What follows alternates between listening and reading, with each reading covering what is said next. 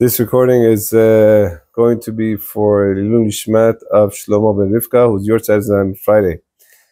We want to talk today about something very interesting in this week's parsha. It talks about an Eved Ivri, a Jewish slave who is caught stealing and doesn't have the money to pay it off, so he has to be sold as a slave up to 6 years.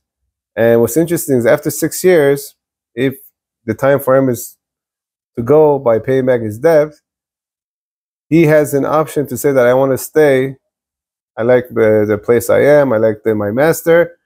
Then the Torah says you have to take his ear and to put a hole in the ear by the door, and he's going to be a slave until 50 years, until the Yovel. Now, is this a good thing or a bad thing? It's a very bad thing, and it's not recommended. Why? Because this slave, instead of saying, the Rashi explains, instead of just coming and saying that I want to be a slave to the one above, to be to have my master, that my master is HaKadosh Baruch Hu, he's basically changing his master for a master of blood and flesh, meaning that he wants to be a slave to his desires.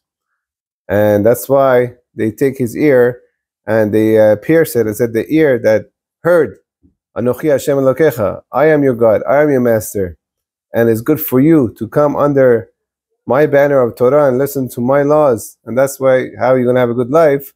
But no, you want to be a master, you want your master to be your Yitzhahara, and you want to be a slave to your desires, and that the Torah tells us how we should not act, not to become slaves to our desires. We have a master above that cares about us, that loves us, and gave us the Torah for our own good. And we should become subordinate to him and to his laws, and that way we'll have the best in this world and the world to come.